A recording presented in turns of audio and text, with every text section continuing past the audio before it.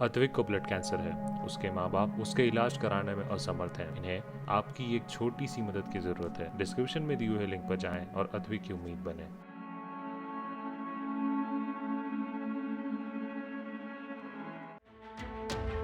भारतीय सेना को पैंगोंग झील के लिए बोट की डिलीवरी मिलनी शुरू हो गई है। सूत्रों के मुताबिक इस बोट से ट्रूप्स झील पार कर सकेंगे। इसके अलावा निगरानी भी रखी जा सकेगी। उन्होंने बताया कि आर्मी को दो तरह के बोट की जरूरत है, एक पेट्रोलिंग और सर्विलांस के लिए और दूसरा ट्रूप्स की जल्दी से तैनाती के लिए,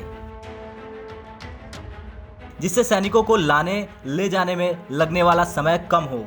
भारतीय सेना को 29 बोट मिलने वाले हैं।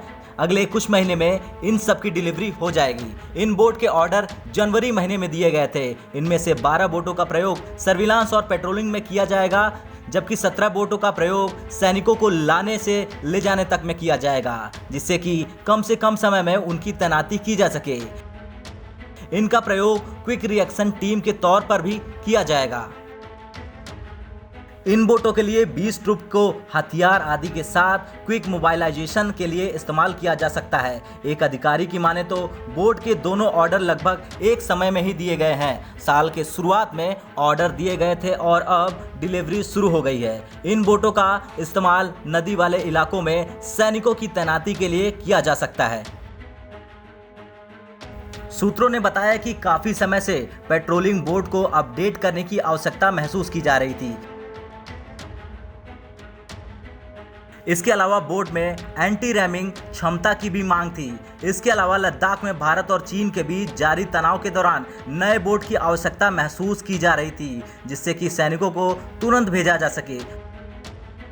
पूर्वी लद्दाख में पिछले साल 5 मई से दोनों देशों के बीच तनाव चरम पर है। उस वक्त 45 साल बाद दोनों देशों की सेनाओं के बीच हिंसक झड़प भी हुई थी। पैंगोंग लेक इलाके में सैनिकों के वापसी शुरू हो गई है, लेकिन अभी भी कई इलाकों को लेकर बातचीत जारी है।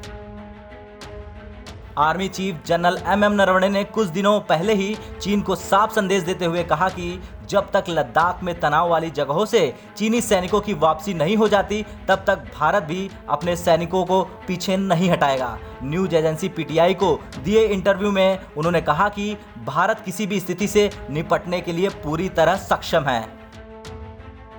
जनरल नरवणे ने जोर देते हुए कहा कि ऊंचे इलाकों पर भारतीय सेना की पकड़ मजबूत है और हम किसी भी आपातकालीन स्थिति से निपटने के लिए तैयार हैं। उन्होंने कहा कि हम बहुत स्पष्ट हैं कि जब तक सभी फ्रिक्शन पॉइंट से डिसएंगेजमेंट नहीं होता है, तब तक भारतीय सेना भी पीछे नहीं हटेगी। भारत और चीन के बीच कई समझौते हुए हैं, जिन्हें चीन की पीपुल्स लिबरेशन आर्मी यानी PLA एक तरफा तोड़ रही है। ब्यूरो रिपोर्ट, भारत तक।